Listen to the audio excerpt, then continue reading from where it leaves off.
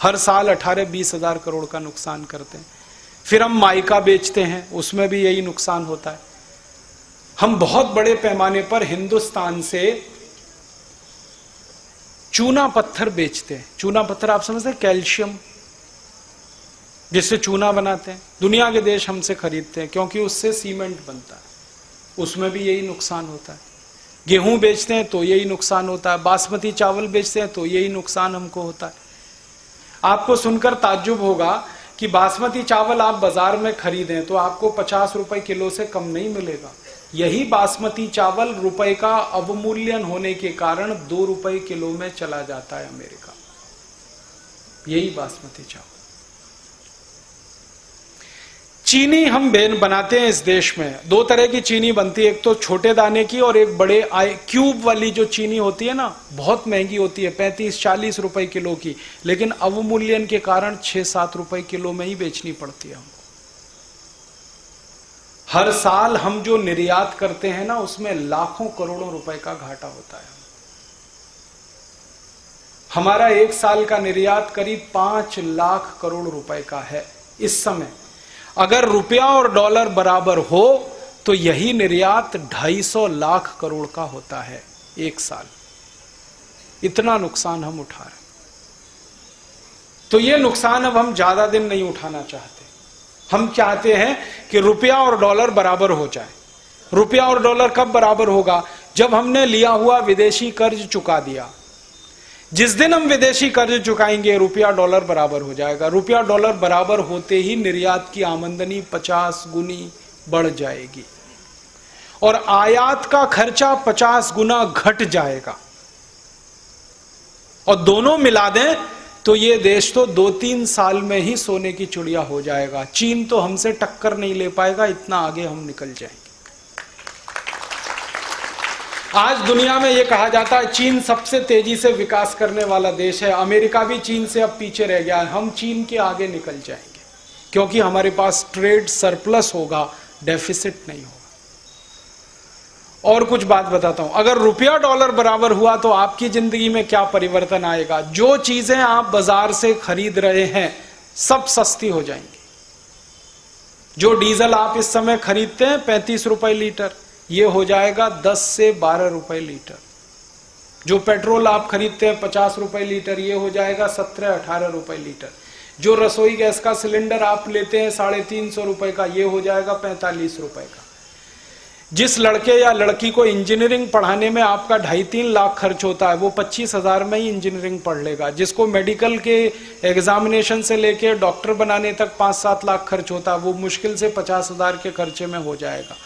आप अगर दिल्ली से न्यूयॉर्क जाएं और न्यूयॉर्क से वापस दिल्ली आए, मुश्किल से 7-8 हजार रुपए में आपका किराया हो जाएगा, जो इस समय 90,000 तक खर्च होता है।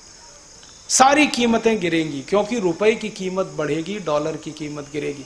और भारत की जो संपत्ति है अंतरराष्ट्रीय बाजार में 50 गुनी ज्यादा हो जाएगी। इसी कीमत पर आमदनी 50 गुनी बढ़ जाएगी हमारी।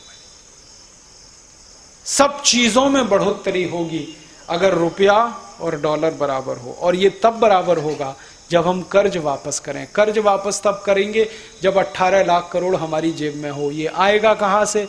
ये स्विस बैंक का पैसा वापस लाने के बाद ही आएगा। तो एक तो उस पैसे से कर्ज चुकाना है, दूसरा गांव का विकास करना है। गांव का विकास करने में 50 लाख करोड़ चाहिए, कर्ज देने में कम से कम हमको 18 लाख करोड़ चाहिए। तो करीब करीब आप समझ लो 68 लाख करोड़ 70 लाख करोड़ खर्च हो जाएगा। फिर भी हमारे पास करीब करीब 60 लाख करोड़ बचेगा। और उस 60 लाख करोड़ को अगर हम फिक्स डिपॉजिट में रख दें, भारत माता के नाम से फिक्स डिपॉजिट कर दें और 10% का ब्याज उस पर मिलता रहे, तो साल का ब्याज करीब 6.25-6.5 लाख करोड़ का होगा। माने पूरा बजट हम बना सकेंगे बिना एक पैसा किसी पर टैक्स लगाए हुए। पूरी अर्थव्यवस्था को टैक्स फ्री कर सकते हैं। टैक्स सब हटा सकते हैं, इनकम टैक्स हटा सकते हैं, कॉर्पोरेट टैक्स हटा सकते हैं, सेंट्रल एक्साइज हटा सकते हैं, सारे टैक्स खत्म कर सकते हैं। और टैक्स खत्म होते ही हर चीज 70% सस्ती हो जाएगी। जो पेन आपको अभी 10 रुपए का मिलता है ये 3 रुपए का हो जाएगा। जो घड़ी आपकी 300 रुपए की है ये 100 रुपए की हो जाएगी। हर चीज 60 से 70% सस्ती होगी टैक्स हटते ही। तो देश चलाने का खर्चा कहां से आएगा? टैक्स नहीं लगाएंगे। तो हमने बता दिया, स्विस बैंक के बचे हुए पैसे को फिक्स डिपॉजिट में रख दो, साल के ब्याज से ही देश चल जाएगा। और दूसरा एक रास्ता है अपने पास कि सब टैक्स खत्म कर दो, एक टैक्स लगाओ सिर्फ ट्रांजैक्शन टैक्स, और वो भी टोटल ट्रांजैक्शन का 2% सिर्फ। हमारे देश में बैंक में लेन देन होता है साल में, महीने में और हर दिन। चेक और ड्राफ्ट के द्वारा जो लेन देन है वो 1,25,000 करोड़ हर एक दिन का है। साल का लेन देन 400 लाख करोड़ का है। और कैश का लेन देन इसमें जोड़ दें तो वो चेक और ड्राफ्ट से ज्यादा। आपको मालूम है हम कैश में ट्रांजैक्शन ज्यादा करते हैं चेक और ड्राफ्ट की तुलना। सारे काम हम कैश में करते हैं, सब्जी कैश में खरीदते हैं, अपने घर की नौकरानी को कैश में पैसा देते हैं, कोई चेक से नहीं देता, कोई ड्राफ्ट से देता है। नौकरों को, नौकरानियों को सब कैश में देते हैं, सब्जी खरीदते हैं, दुकान पे जाते हैं, सब कैश में करते हैं। माने चेक से ज्यादा हमारा कैश का व्यवहार है। तो कैश के व्यवहार को या तो चेक में ले आओ या सारे व्यवहार को ओपन कर दो, वाइट कर दो। और ये वाइट कब हो जाएगा? आप इनकम टैक्स हटा दो, ये सारा व्यवहार अपने आप ओपन हो जाएगा, सब वाइट हो जाएगा। ये छुपाना तब पड़ता है जब इनकम टैक्स का डर रहता है। आप इनकम टैक्स हटा दो, डर खत्म हो जाएगा। इनकम टैक्स इसलिए भी हटाना जरूरी है कि अंग्रेजों के जमाने का लगाया हुआ टैक्स है, वो हमारा नहीं है। 1860 में अंग्रेजों ने ये टैक्स लाया था और अंग्रेजों की योजना ये थी कि भारतवासियों से लूट लूट कर पैसा लंदन लेके जाना है, इसलिए ये टैक्स उन्होंने लगाया था। अंग्रेजों ने टैक्स पता है कैसे लगाए थे? वो ये कहते थे कि भारत का आदमी कोई भी चीज का उत्पादन करे तो उसके उत्पादन पे ही टैक्स लगा दो, एक्साइज ड्यूटी। फिर उस उत्पादन को वो बेचने के लिए बाजार में जाए तो बेचने पे टैक्स लगा दो, सेल्स टैक्स। फिर बेचकर मुनाफा कमाए तो उसके मुनाफे पे टैक्स लगा दो, इनकम टैक्स। फिर उस सामान को एक गांव से दूसरे गांव में लेके जाए तो दोनों गांवों में टैक्स लगा दो, एक में एंट्री टैक्स, एक में एग्जिट टैक्स। फिर अंग्रेजों की सड़क पर से लेके जाए तो वहां टैक्स लगा दो, टोल टैक्स। फिर ऑक्ट्रॉय लगा दो। ऐसे करके 20 टैक्स उन्होंने प्लान किए। आजादी के 62 साल के बाद ये टैक्स क्यों चलने चाहिए? क्योंकि अंग्रेजों ने तो लूटने के लिए लगाए थे, तो हम खत्म करना चाहते हैं। सारे टैक्स खत्म कर दो, हिंदुस्तान का हर आदमी ईमानदार हो जाएगा। क्योंकि बेईमानी इस देश के लोगों को टैक्स डिपार्टमेंट ने सिखाई है। इस देश का आदमी बेईमान नहीं है, ये तो income tax, central excise, sales tax के डिपार्टमेंट्स हैं और कानून हैं जो बेईमान बनाते हैं इस देश के लोगों को। आपने 100 रुपया कमाया, उसमें से 35 रुपए इनकम टैक्स में दे दिया तो 65 रुपए आपका व्हाइट है, नहीं दिया तो 100 रुपए ब्लैक है। रुपया तो रुपया है, वो ब्लैक एंड व्हाइट नहीं होता।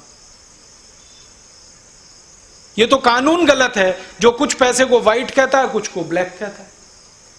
और इस कानून का दुष्चक्र पता है कितना खतरनाक हो गया है कि इस देश की अर्थव्यवस्था में जो कुल उत्पादन होता है, जिसको जीडीपी कहते हैं, जो 48 लाख करोड़ का है, उसका 70% हिस्सा ब्लैक इकोनॉमी में चलता है। 36 लाख करोड़ रुपए ब्लैक में चलता है, इस देश में घूमता है। और लोग ब्लैक में ट्रांजैक्शन कर क्यों रहे हैं? इनकम टैक्स के डर के कारण। लोगों ने पैसा छुपा के क्यों रखा हुआ है? इनकम टैक्स के डर के कारण। हटा दो इनकम टैक्स, लोगों ने जितना पैसा छुपा के रखा हुआ है सब बाजार में आ जाए और सारा ट्रांजैक्शन वाइट में हो जाएगा। हर आदमी ईमानदार है और ईमानदारी से जीना चाहता है। टैक्स डिपार्टमेंट उसको ईमानदार नहीं रहने देता। हम चाहते हैं ये इनकम टैक्स खत्म हो जाए, सेंट्रल एक्साइज सब खत्म हो, ट्रांजैक्शन जो हो रहा है इस पर 2% टैक्स लगा दो तो साल का एक इकट्ठा होता है रुपया 18,20,000 करोड़, जो इस समय के कलेक्शन से 3 गुना ज्यादा है। सारे टैक्स हम खत्म कर दें और 18,20,000 करोड़ हमें मिले तो हम तो बजट 18,20,000 करोड़ का बनाएंगे। अभी तो 10 लाख करोड़ का बनता, बिना किसी से भीख मांगे हुए, बिना किसी से दान मांगे हुए अपने पैरों पर इस देश को खड़ा करेंगे, स्वावलंबी बनाएंगे। और जो स्वावलंबी होता है वही स्वाभिमानी हो सकता है। हमें एक स्वाभिमानी भारत का निर्माण करना है, इसीलिए भारत स्वाभिमान अभियान हमने शुरू किया और इस स्वाभिमानी भारत के निर्माण का ये रास्ता है। अब आप बोलेंगे जी हम क्या करें, आप इसमें हमारी मदद करो तभी ये होगा, आपकी मदद के बिना नहीं होगा। हम अगर अकेले कर लेते इस काम को तो मैं हरिद्वार से 2000 किलोमीटर चल के आपके बीच में नहीं आता, अकेला अगर कर लेता मैं इस काम को, या स्वामी रामदेव जी कर लेते अकेले तो मैं नहीं आता। क्या जरूरत है, हम अकेले नहीं कर सकते। क्यों? क्योंकि प्रजातंत्र में कोई भी काम करवाना हो तो बहुमत चाहिए, हमको इस काम के लिए बहुमत चाहिए। तो आप हमारा बहुमत बने, कैसे? हमारी ताकत बने। ताकत आप हमारी कैसे बनेंगे? हमारे इस अभियान में आप जुड़ जाएं। जुड़ने का रास्ता क्या है? बहुत सरल है। इस अभियान में सदस्य बनने के लिए एक फॉर्म है, वो भर दें। यहाँ की जो स्थानीय समिति है ना, होशंगाबाद की पतंजलि योग समिति, ये आपको फॉर्म दे देगी। भारत स्वाभिमान समिति से फॉर्म ले लीजिए। ये अजय भाई और ये सब लोग यहीं के संचालक हैं, इनसे फॉर्म ले लीजिए, भर के इनको दे दीजिए। उसमें कुछ मेंबरशिप फीस है। साधारण सदस्य बनना है तो 51 रुपए देना है बस, और असाधारण बनना है तो 1100 रुपए देना है। तो मेंबरशिप आप कर दीजिए, तो हमें थोड़े फंड्स मिल जाएंगे काम करने के लिए और आप हमसे जुड़ जाएं। हमारी शक्ति जैसे जैसे बड़ी होती जाएगी ये सब काम हम आसानी से करा लेंगे। क्यों? संघे शक्ति कलयुगे। कलयुग में संगठन की शक्ति ही बड़ी होती है। सतयुग जब होता हो तब राजा की शक्ति बड़ी होती थी, अब कलयुग में संगठन की शक्ति बड़ी है। तो हमें संगठन की शक्ति खड़ी करनी है। हमें 5 करोड़, 7 करोड़, 10 करोड़ लोग ऐसे जमा करने हैं। हिंदुस्तान की सभी राजनीतिक पार्टियों के पास कुल मिलाकर 4 करोड़ सदस्य हैं, सबके पास।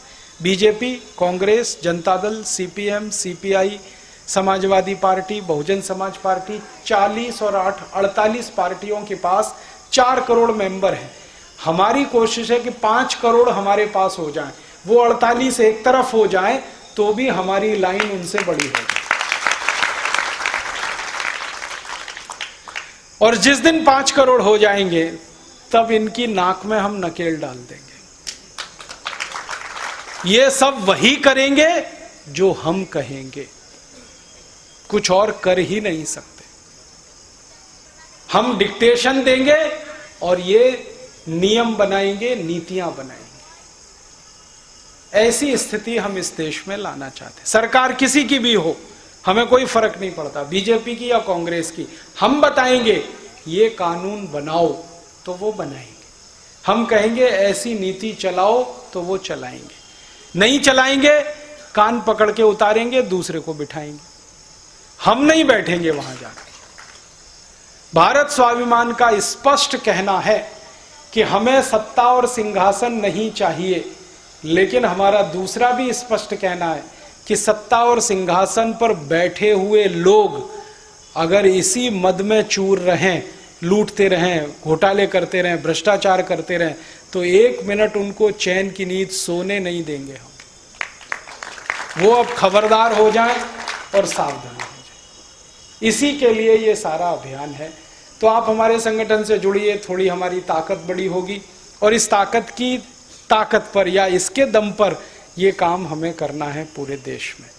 और एक छोटी सी अपील कह के मैं खत्म करता हूं मेरी बात को, फिर आपके प्रश्नों के उत्तर दूंगा कि आप अपने व्यक्तिगत जीवन में भी एक काम करें, उससे भी देश को थोड़ा फायदा हो जाए तो अच्छा है। ये तो हम सार्वजनिक जीवन में जो करेंगे वो बात मैंने कही। आपके व्यक्तिगत जीवन में थोड़ा बदलाव करें, थोड़ा चेंज करें इस देश के फायदे के लिए। क्या बदलाव करें आप पूछेंगे, तो सीधी सी बात है, कर्ज बहुत है देश पे। अब जब ज्यादा कर्ज हो जाता है किसी देश पे तो क्या करना चाहिए? इसको ऐसे सोचने की कोशिश करिए, हमारे घर पर बहुत कर्ज हो गया, अब हम क्या करें? तो हम 2 ही काम करेंगे, या तो घर के खर्चे घटाएंगे या घर की आमदनी बढ़ाएंगे। 2 ही काम करेंगे ना। घर के ऊपर अगर कर्ज बढ़ता है तो घर के खर्चे घटाते हैं और आमदनी बढ़ाते हैं। तो देश हमारा बड़ा घर है, इसके ऊपर बहुत कर्ज हो गया है, तो देश के खर्चे घटाइए और देश की आमदनी बढ़ाइए। ये मेरी आपसे व्यक्तिगत अपील है। तो आप बोलेंगे इसके लिए क्या करें? इसके लिए अपनी जिंदगी में थोड़ा बदलाव करिए, थोड़ा थोड़ा, ज्यादा नहीं।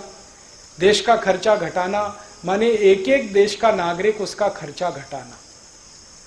तो कहां से खर्चा घटेगा? तो आप अपनी जिंदगी को सवेरे से शाम तक देखिए, आप क्या क्या फालतू खर्चा ऐसा कर रहे हैं जिसको बचाया जा सकता है।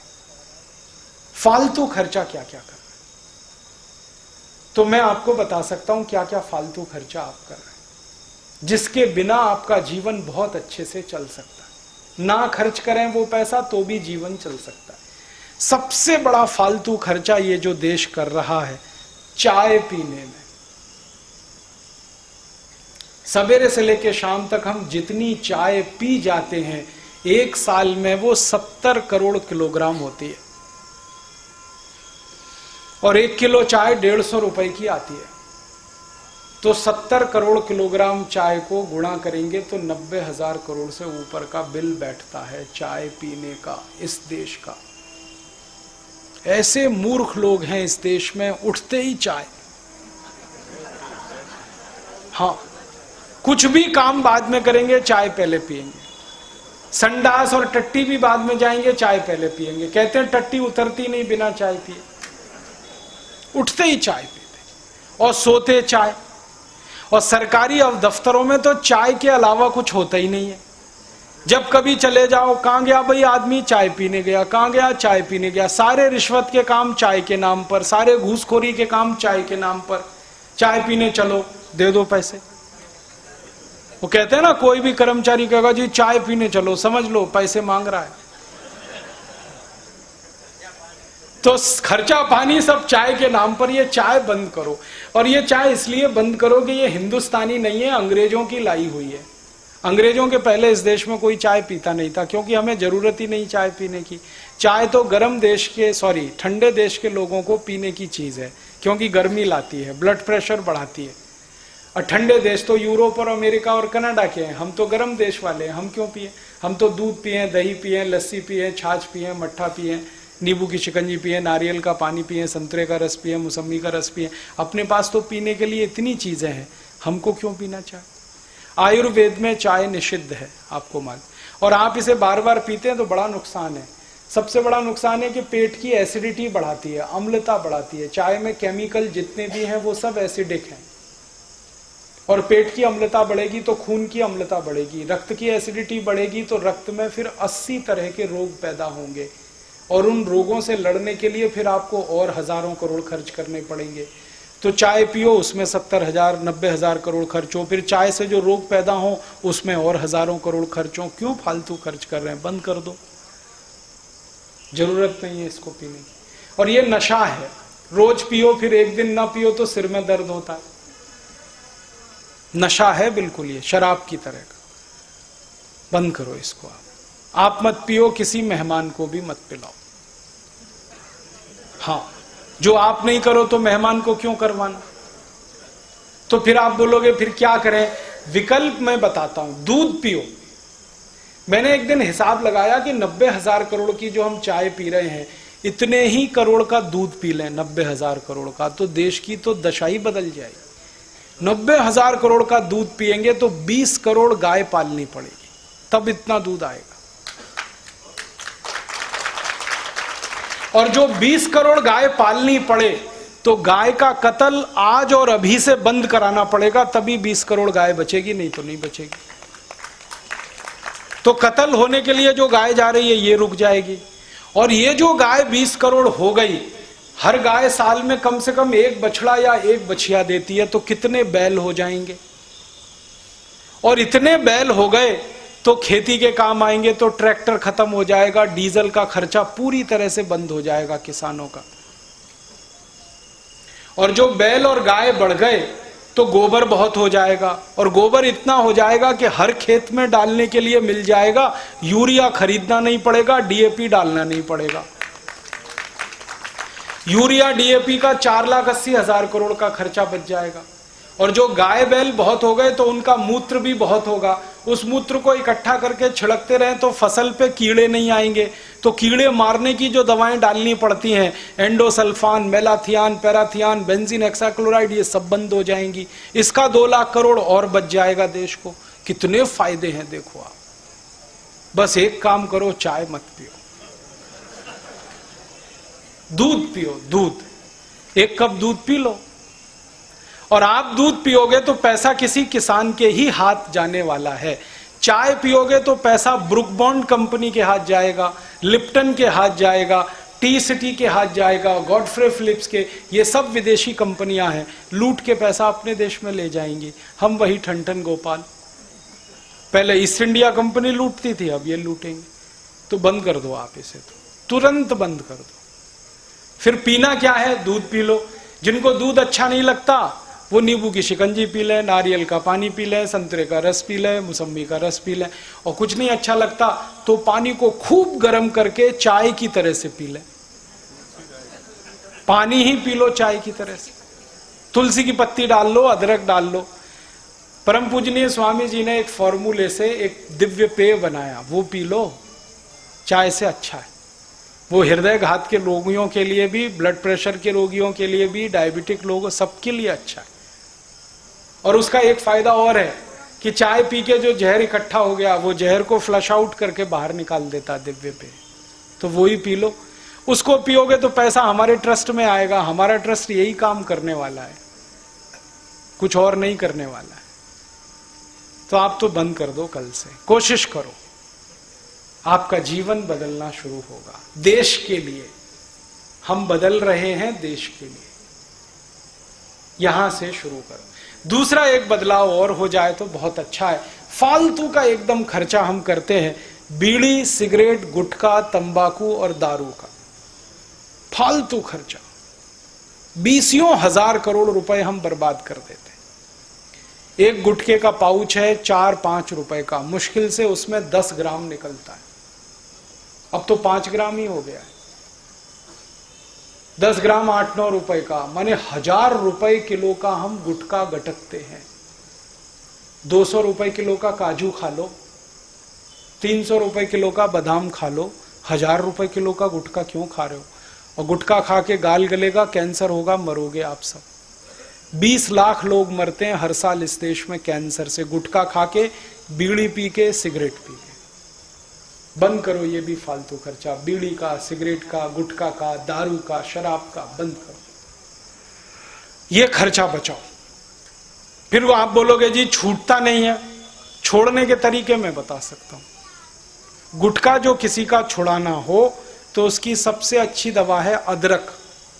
अदरक है ना, उसके छोटे छोटे टुकड़े करो, उसमें नींबू का रस मिलाओ, थोड़ा नमक मिलाओ और धूप में सुखा लो। सुखा के जेब में भर के रखो। जब भी गुटखा खाने की तलब लगे, अदरक का एक टुकड़ा मुंह में रखे चूसो, चूसते रहो, चबाना नहीं। गुटखा खाने की याद ही नहीं आएगी। बहुत सरल है, बहुत आसान। ऐसे बीड़ी सिगरेट छोड़ना है तो उसमें भी अदरक काम आता है। शराब छोड़नी है तो भी काम आता है। अदरक में है क्या? एक केमिकल है, उसका नाम है सल्फर। ये व्यसन करने वालों के शरीर में सल्फर बहुत कम हो जाता है, तो इसकी तलब लगती है बाहर से पूर्ति करने के लिए, तो वो अदरक से पूर्ति कर लो। एक टूथपेस्ट 30 रुपए का 100 ग्राम आता है, 300 रुपए किलो। अब 300 रुपए किलो का पेस्ट रगड़ते हैं और थूकते हैं उसको। 200 रुपए किलो का घी रोटी पे लगा के खाते हैं।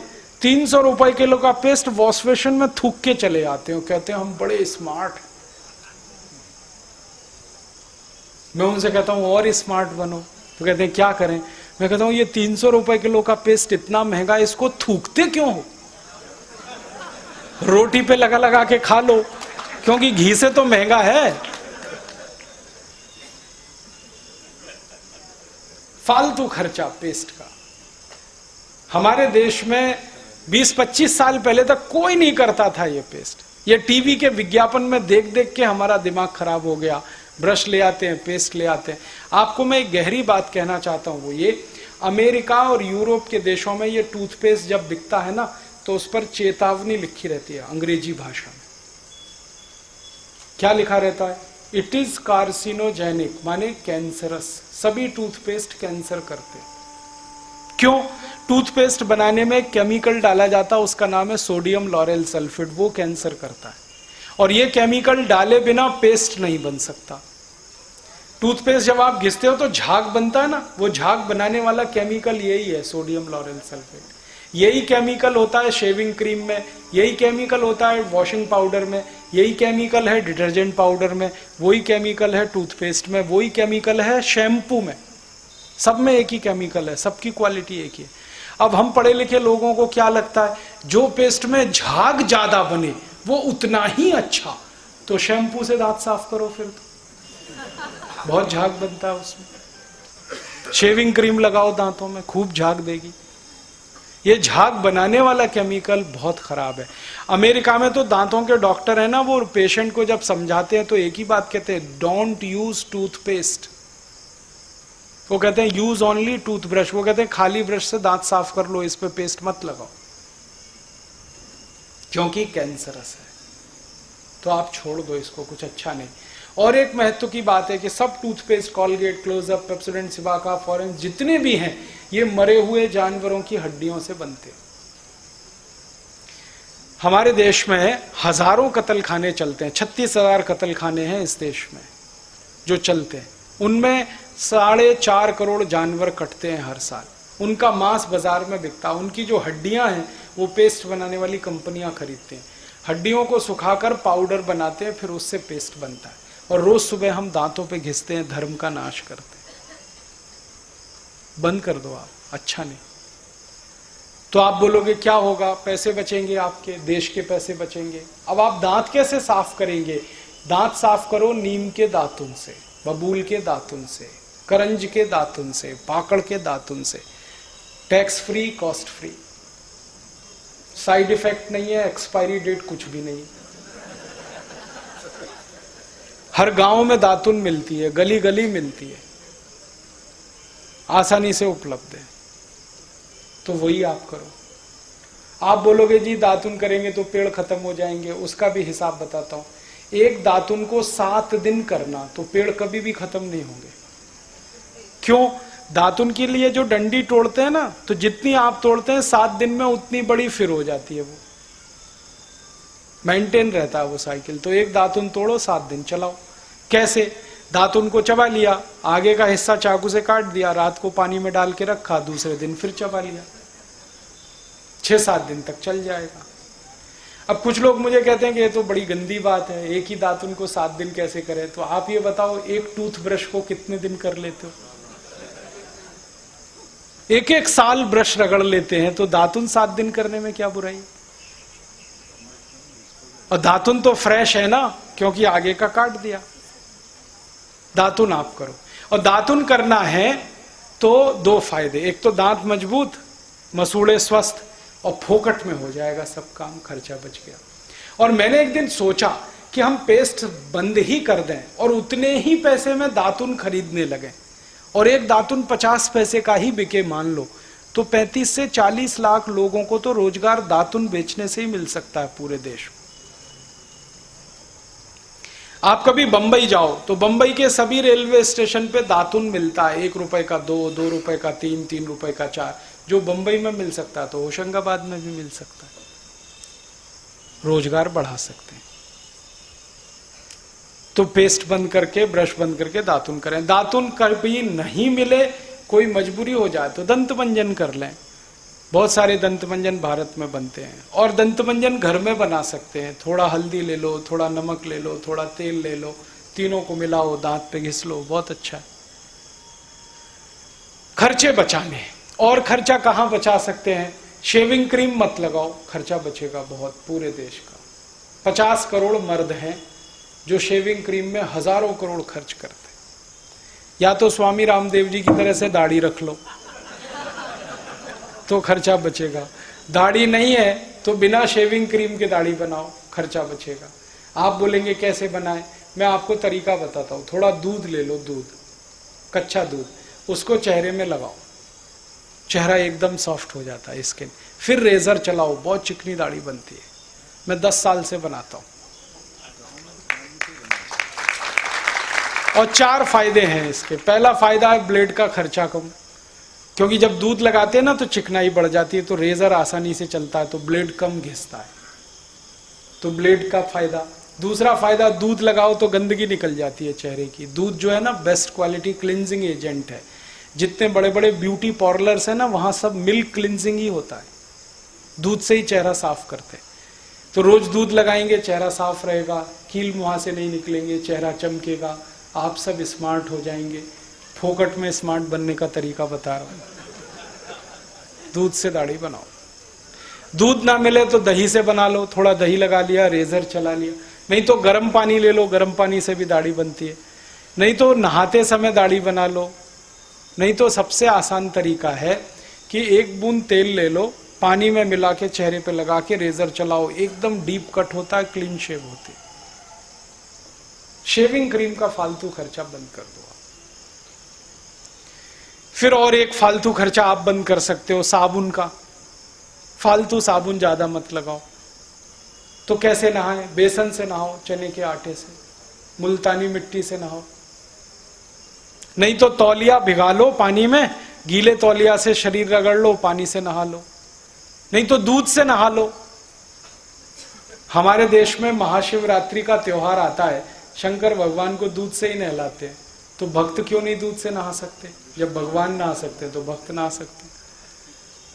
हम जब बुजुर्गों के पांव छूते हैं ना तो वो आशीर्वाद देते हैं, दूधो नहाओ पूतो फलो। कभी किसी ने ऐसा आशीर्वाद दिया, लक्स लगाओ पूतो फलो?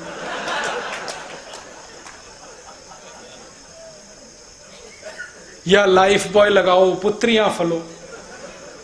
हमेशा कहते हैं दूधो नहाओ पूतो फलो। तो बुजुर्गों की इतनी तो मानो कि दूध से नहाओ। अब दूध से नहाने के फायदे क्या हैं? दूध से नहाने का फायदा, एक तो दूध की बिक्री बढ़ेगी, मुनाफा किसानों को मिलेगा, गाय पालनी पड़ेगी, भैंस पालनी पड़ेगी, पशुधन बढ़ेगा। पशुधन ही देश का धन है। वो कहते थे ना, गोधन गजधन बाजधन और रतन धन खान। तो गाय पशु ये सब धन है, देश का संपत्ति है, बोझा नहीं है कोई। दूध की डिमांड बढ़े तो यही होने वाला है। और दूध से नहाएंगे तो और एक फायदा है, साबुन का खर्चा कम। दूध से नहाए तो और एक फायदा, गंदगी निकल जाती है। आप थोड़ा दूध ले लो, चेहरे पे लगाओ, फिर रुई से चेहरा पूछो, एकदम काला काला रुई हो जाता है, क्योंकि गंदगी सब निकल आती है उससे। दूध एक अकेली चीज है पूरी दुनिया में जो लगाने के 2 मिनट बाद ही गंदगी को खींच लेता है। इसलिए ब्यूटी पार्लर में मिल्क क्लिनजिंग होता है, सोप क्लिनजिंग कहीं नहीं होता। तो आप सोचो, नहाना दूध से शुरू करो। 1-2 चम्मच दूध लगता है, 1-2 चम्मच कच्चा दूध लेके तेल की तरह से रगड़ लो, पानी से नहा लो, तो त्वचा एकदम नरम रहती है। त्वचा नरम रहेगी तो कोल्ड क्रीम का खर्चा बचेगा, पामोलिव नहीं लगाना पड़ेगा, ओल्ड स्पाइस नहीं लगाना पड़ेगा, फेयर एंड लवली नहीं लगाना पड़ेगा, वो हजारों करोड़ का खर्चा बचेगा। लोग फेयर एंड लवली लगा लगा के परेशान है, कहते हैं इससे गोरापन आता है। मैंने एक भैंस को 4 साल लगा के देख लिया, वो अभी भी काली की काली है। दुनिया में ऐसी कोई क्रीम नहीं है जो काले को गोरा बना दे। जो काला है, जो गोरा है वो गोरा है। और जो काला गोरा हो जाता फेयर एंड लवली से, तो अफ्रीका वाले तो सब गोरे होते। कोई क्रीम काले को गोरा नहीं बना सकते, ये तो मूर्ख बनाते हैं वो विज्ञापन। और हम कितना खर्चा करते हैं? 25 ग्राम फेयर एंड लवली 40 रुपए की है, 50 ग्राम 80 की, 100 ग्राम 160 की, 1 किलो 1600 रुपए की। अब 1600 रुपए किलो की क्रीम लगाते हैं, 400 रुपए किलो बादाम नहीं खाते। क्या मूर्खता है। बंद करो ये cream, powder, lipstick, nail polish सब बंद कर दो, फालतू का बहुत खर्चा बचेगा। फिर आप कहेंगे जी सुंदरता नहीं आएगी। सुंदरता गुण, कर्म और स्वभाव से आती है, क्रीम, पाउडर, लिपस्टिक से नहीं आती। जिसके गुण अच्छे हैं, कर्म अच्छे हैं, स्वभाव अच्छा है, वो सबसे ज्यादा सुंदर है। ये हमेशा याद रखो आप। और हम किसी को भी याद करते हैं ना तो गुण, कर्म, स्वभाव पर याद करते हैं, सुंदरता से किसी को याद नहीं किया जाता इस देश में। हम झांसी रानी लक्ष्मीबाई को याद करते हैं इसलिए कि बहुत गोरी थी, या कित्तूर चन्नम्मा को इसलिए याद करते हैं कि बड़ी गोरी थी, सुंदर थी। नहीं, उसने काम ऐसा किया देश के लिए, इसलिए याद करते हैं। कर्म किया, गुण उसमें ऐसे थे। तो गुण याद रखे जाते हैं, कर्म याद रखा है। कभी कोई आदमी मरता है ना, तो ऐसे कोई याद नहीं करता, ओ मर गया, कितना गोरा था बेचारा, मर गया, कोई याद नहीं करता। हमेशा याद करते हैं, ओ कितना गुणी था, देशभक्त था, राष्ट्रभक्त था, धर्म प्रेमी था, मर गया, ऐसे याद करते। गुण याद होते हैं, कर्म याद होते हैं, स्वभाव याद होता है। सुंदरता याद नहीं रहती, क्योंकि सुंदरता क्षणिक है, नश्वर है, हमेशा नहीं रहती। क्यों फंस गए इसमें फिर क्रीम पाउडर लिपस्टिक? हम तो हिंदुस्तानी लोग कहते हैं आत्मा की सुंदरता की बात है, शरीर में कहां फंसे। तो ये थोड़ा आप बदलने की कोशिश करो, बहुत देश का धन बचेगा। मैंने एक दिन छोटे छोटे ये हिसाब निकाले तो पता चला कि 2,32,000 करोड़ रुपए हम बचा सकते हैं अगर जिंदगी में एक सूत्र पालन करें, सिंपल लिविंग, हाई थिंकिंग। जीवन सरल हो, विचार उच्च से उच्चतम, इतने से ही 2,32,000 करोड़ बचा सकते। तो आप बचाने की कोशिश करो।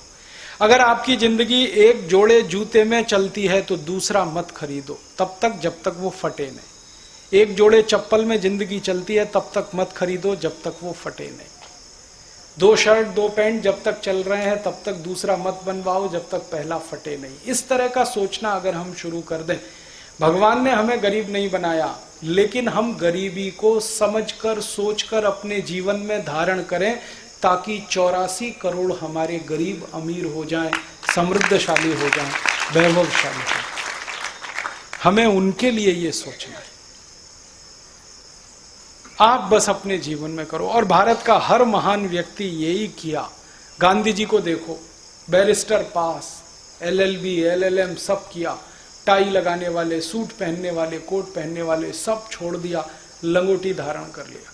उसी दिन से देश ने उनको महात्मा कहना शुरू कर दिया। श्री राम ने घर छोड़ दिया, महल छोड़ दिया, सुख छोड़ दिया, सुविधाएं छोड़ दी, वन में चले गए, कष्ट झेलना शुरू किया, तभी उनको मर्यादा पुरुषोत्तम कहना हमने शुरू किया। महावीर ने जब अपना घर छोड़ा, परिवार छोड़ा, वैभव छोड़ा, संसार छोड़ा, तो हमने उसको तीर्थंकर कहना शुरू कर दिया, भगवान मान लिया। गौतम बुद्ध ने जब सब कुछ छोड़ा, महल, सुख, सुविधाएं, तब उनको महात्मा कहा गया। इस देश में जिसने जितना ज्यादा त्याग किया वो उतने ही ऊंचे सिंहासन पर बैठा। यही हमारी परंपरा है। भोग करना हमारी परंपरा नहीं है, त्याग करना। और त्याग करना तो देश के लिए, समाज के लिए, अपने भाई बांधवों के लिए। ये सोचकर अगर हम अपने जीवन को फिर से रीडिजाइन करें तो बहुत लाभ इस देश को होता है। और एक छोटी सी बात और, कि आप कुछ अपने जीवन में ऐसा करो, खर्चा और कम हो सकता। बीमार पड़ना बंद कर दो, बहुत खर्चा बचेगा। हर साल हम 6.5 लाख करोड़ रुपए खर्च करते हैं बीमारियों के इलाज पर, और इलाज नहीं हो पाता। कोई बीमारी ठीक नहीं हो रही, ना ब्लड प्रेशर ठीक हो रहा है, ना डायबिटीज ठीक हो रही है, ना हार्ट अटैक, ना कार्डियक अरेस्ट, ना ब्रेन हेमरेज, एक भी बीमारी ठीक नहीं हो रही। 6.5 लाख करोड़ खर्च कर रहे हैं हर साल। तो रास्ता क्या है? बीमार पड़ना बंद करो, तभी बीमारी ठीक होगी। बीमार पड़कर इलाज करें और पैसा खर्च करें, ये तो मूर्खता है। बीमारी ना पड़े तो क्या करें? थोड़ा योग कर लो, थोड़ा प्राणायाम कर लो। स्वामी रामदेव जी रोज सवेरे फोकट में सिखाते हैं 5 से 7:30 आस्था चैनल पे।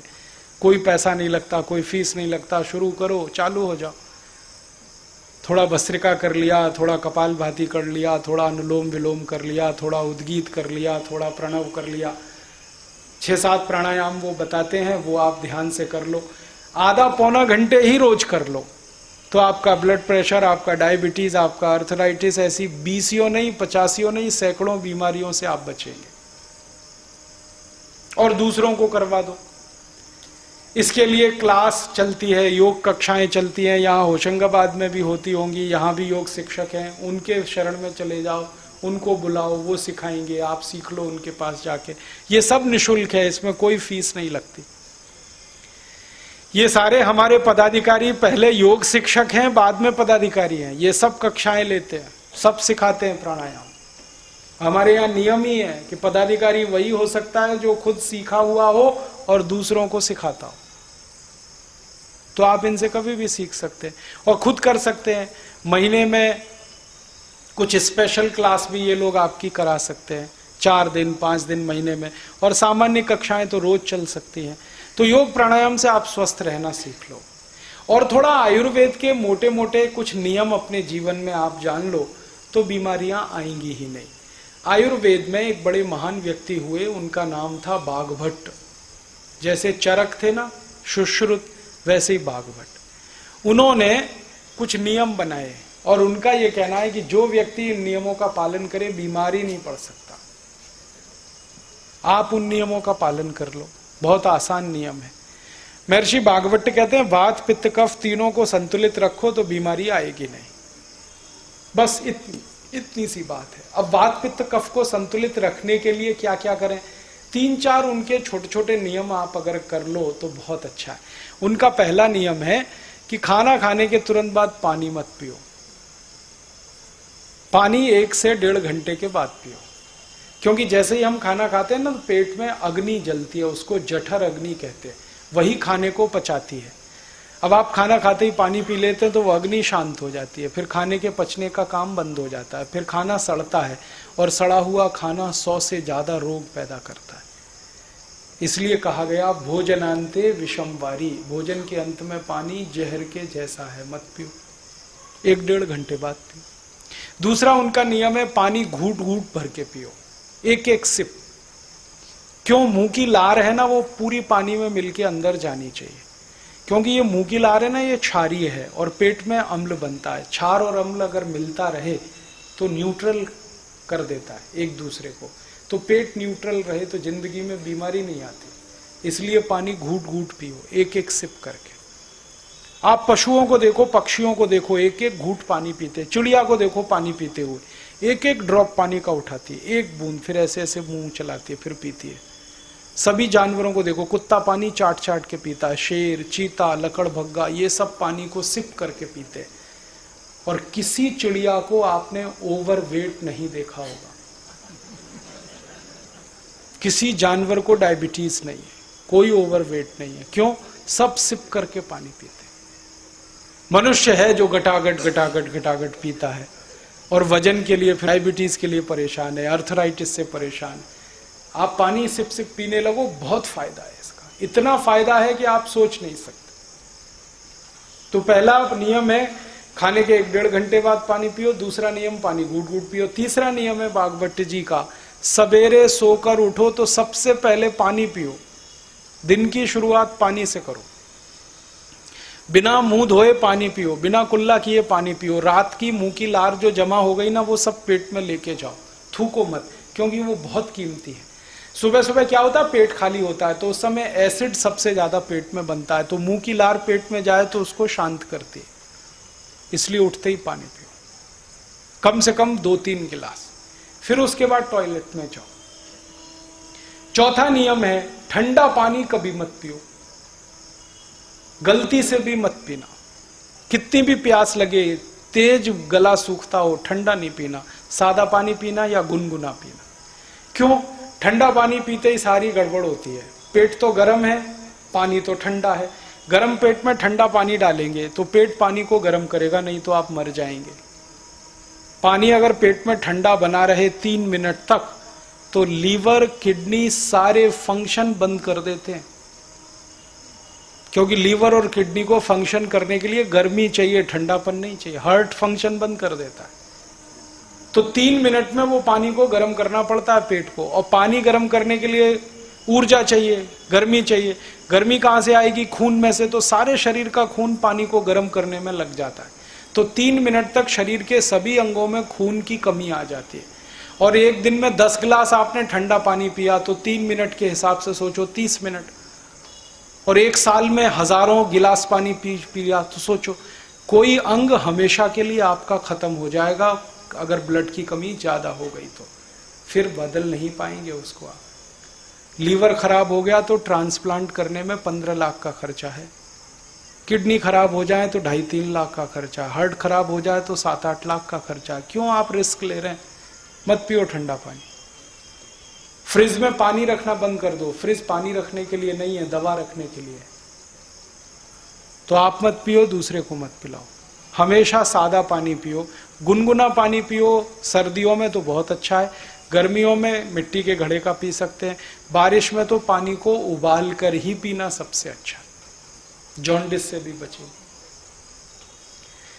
तो ये छोटे छोटे नियम है। खाने के 1 घंटे बाद पानी पीना, पानी घूट घूट पीना, सवेरे उठते ही पहले पानी पीना, ठंडा पानी कभी नहीं पीना, पानी को हमेशा बैठ के पीना, खड़े खड़े नहीं। खड़े खड़े पिया हुआ पानी सब अर्थराइटिस का तकलीफ बढ़ाता है, घुटने का दर्द, कमर का दर्द। हमेशा बैठ के पीना। ऐसे ही खाना खाओ तो खाने को इतना चबाओ जितने आपके दांत, 32 दांत हैं तो 32 बार चबाओ। रोटी का टुकड़ा मुंह में रख के 32 बार चबाओ, लार के साथ घुल के पानी जैसा होके अंदर जाएगा। बहुत अच्छी जिंदगी में सेहत रहेगी आपकी। खूब चबा के खाना खाओ।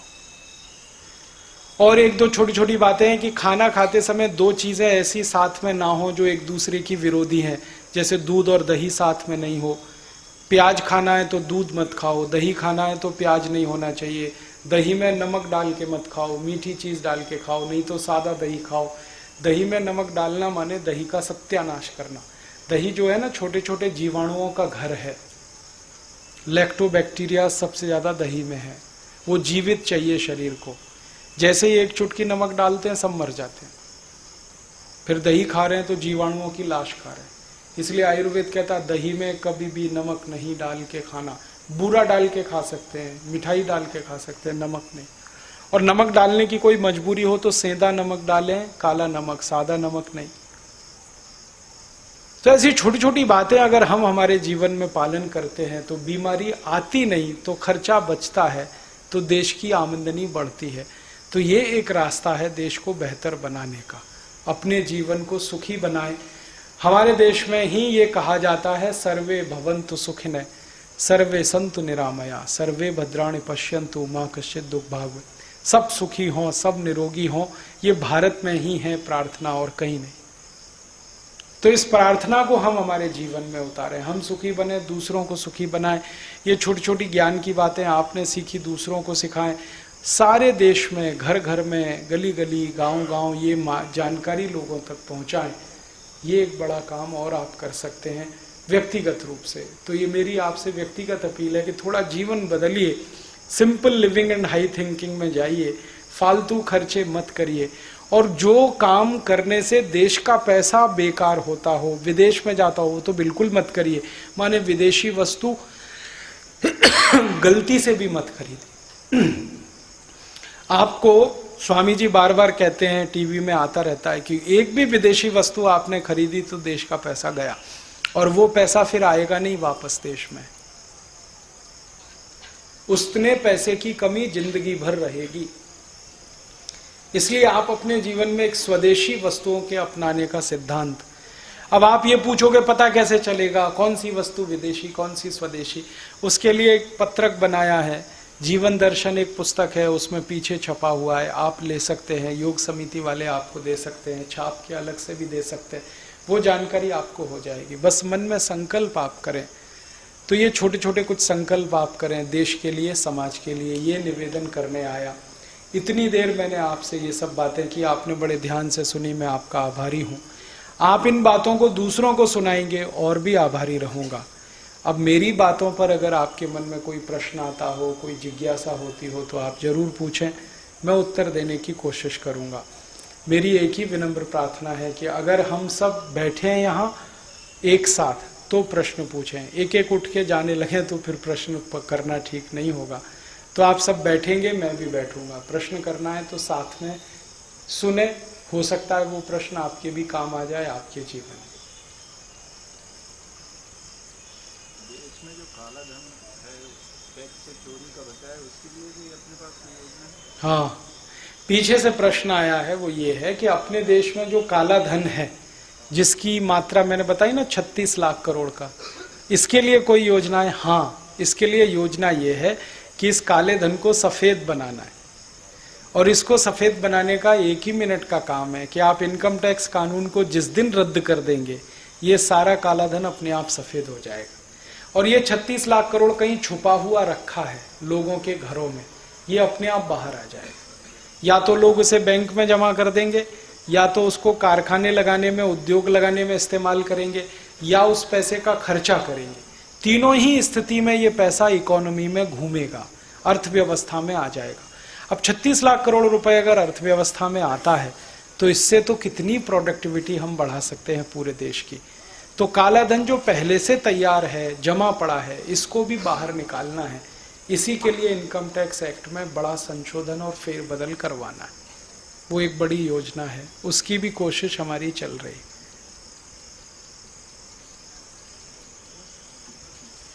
और कोई प्रश्न?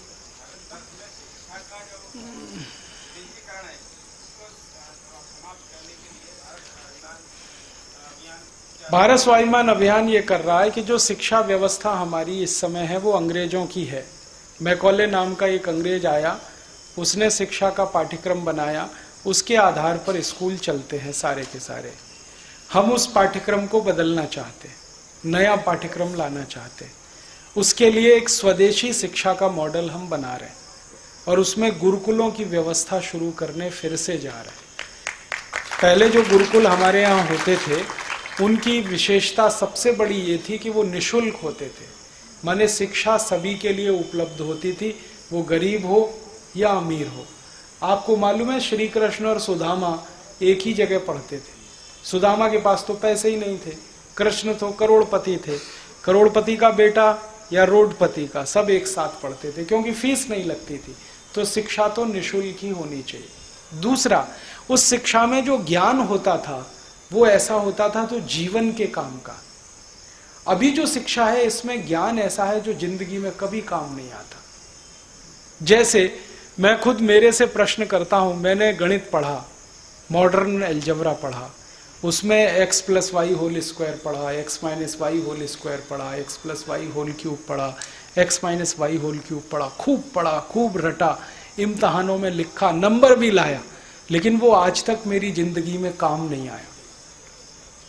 एक भी दिन काम नहीं आया x + y होल स्क्वायर। जब काम नहीं आया तो क्यों पढ़ा मैंने? मेरे टीचर कहते हैं काम उनको भी नहीं आया लेकिन उन्होंने मुझे पढ़ाया, क्योंकि उनको किसी ने पढ़ाया। तो ये भेड़िया दसान क्यों चलाना? तो जो ज्ञान काम नहीं आता उसको पूरा हटा देना ही अच्छा है, वो बोझा है। और जो हमें याद नहीं रहता वो भी हटा देना अच्छा है। हमें बहुत सारी चीजें याद नहीं है हमारी पढ़ाई की, क्योंकि वो काम की नहीं है इसलिए याद नहीं है। जो चीजें रोज काम आती हैं वो याद रहती हैं, जो रोज काम नहीं आती वो बेकार है। तो जो याद नहीं रहने वाला वो हटा दें, जो काम का नहीं है वो हटा दें। परिणाम जानते हैं क्या होगा? 12वीं तक की शिक्षा किसी भी विद्यार्थी को 2-3 साल में ही मिल जाएगी। उसका समय बच जाएगा, उसका नॉलेज बढ़ जाएगा। और फिर प्रोफेशनल एजुकेशन में भी हम यही कर सकते हैं, इंजीनियरिंग और मेडिकल साइंस में। तो ये हम करना चाहते हैं। और हम क्या करना चाहते हैं?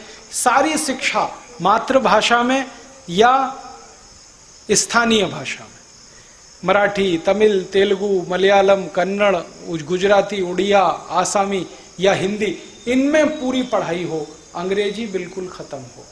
अंग्रेजी किसी को सीखनी है भाषा के रूप में तो सीखे, जिनको विदेश जाना है, विदेश व्यापार करना है, वो अंग्रेजी सीखे। सबको मार मार के अंग्रेजी क्यों सिखाना? उससे उसका दिमाग कुंठित होता है। हमारे देश में पता है बहुत प्रतिभाशाली बच्चे हैं लेकिन अंग्रेजी में हमेशा फेल होते हैं, इसलिए आगे नहीं बढ़ पाते। उनका गणित अच्छा है, उनका फिजिक्स अच्छा है, उनका केमिस्ट्री अच्छा, अंग्रेजी खराब है। और अंग्रेजी खराब होने में हैरानी क्या है? क्योंकि अंग्रेजी हमारी भाषा नहीं है, खराब तो होनी चाहिए। हमें अंग्रेजी क्यों आनी चाहिए? इंग्लैंड में किसको हिंदी आती है जो हमें अंग्रेजी आनी चाहिए? जब वो हिंदी सीखने के लिए परेशान नहीं है तो हम अंग्रेजी सीखने के लिए क्यों मारामारी कर रहे हैं? और हम ऐसे मूर्ख लोग हैं जो अंग्रेजी का बाजा बजाते रहते हैं हमेशा, अंग्रेजी राष्ट्रभाषा, अंग्रेजी अंतर्राष्ट्रीय भाषा। दुनिया में 200 देश हैं, सबका मैंने पता कर लिया, सिर्फ 14 देशों में अंग्रेजी चलती है, बाकी कहीं नहीं चलती। फ्रांस में फ्रेंच चलती है, जर्मनी में जर्मन चलती है, स्वीडन में स्वीडिश चलती है, डेनमार्क में डेनिश चलती है, रूस में रशियन चलती है, जापान में जापानीज चलती है, चीन में चाइनीज चलती है। सब देशों की अपनी भाषाओं में शिक्षा होती है, भारत में ही अंग्रेजी चलती है। और ऐसी मूर्खतापूर्ण भाषा है जिसका कोई और छोर नहीं है। पीयूटी पुट तो बीयूटी बुट, और बीयूटी बट तो पीयूटी पट, सीयूटी कट ब्यूटी बट तो पीयूटी पट होना चाहिए कि नहीं? और अगर पीयूटी पुट है तो ब्यूटी बुट सीयूटी कुट होना चाहिए। क्या मूर्खतापूर्ण भाषा है। अंग्रेजी में लिखते हैं चोपड़ा, CHOPARA, चोपड़ा लिखते हैं ना। अच्छा, कहीं पे CH चोपड़ा कर देते हैं, कहीं CH कोपड़ा कर देते हैं। अब कहां कर देते हैं? केमिस्ट्री लिखते हैं तो CHEMISTRY, वहां CH है, यहां CH है, यहां चोपड़ा हो गया, वहां केमिस्ट्री क्यों नहीं है? और अगर वहां केमिस्ट्री है तो यहां कोपड़ा क्यों नहीं है? कोई जवाब है? मूर्खतापूर्ण भाषा, जिसका कोई ग्रामर नहीं है, उधार लिया हुआ सारी दुनिया से। शब्द नहीं है उनके पास, सब उधार लिया हुआ है।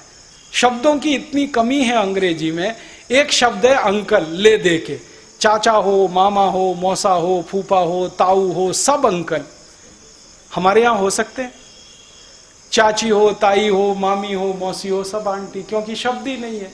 जिस भाषा में शब्दों का इतना अकाल हो उसको हम कहें कि बड़ी अच्छी भाषा है। हमारे पास हर बात के लिए एक खास शब्द है, उनके पास है ही नहीं। और अंग्रेजी के मूल शब्द तो बहुत कम है।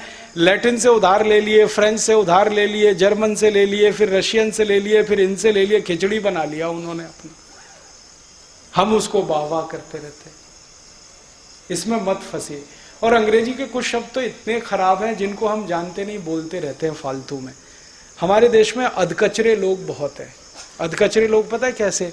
पिताजी हैं रामदयाल, माताजी हैं गायत्री देवी, बेटा है टिंकू।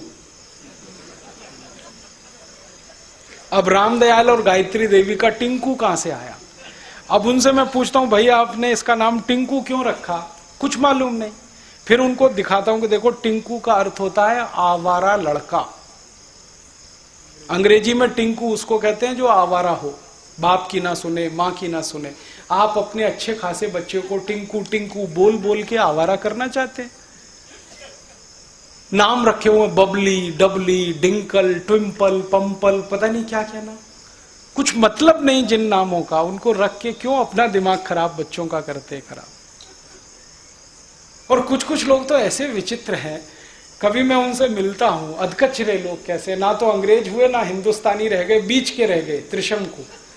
हाँ वो कभी मिलेंगे, कहेंगे Rajiv Dikshit she is my missus. मैं कहता हूँ oh really she is your missus, क्योंकि उनको मिसेज का मतलब नहीं मालूम। मिसेज का मतलब जानते? मिसेज का मतलब होता है धर्म पत्नी को छोड़कर कोई भी स्त्री, वो मिसेज होती है।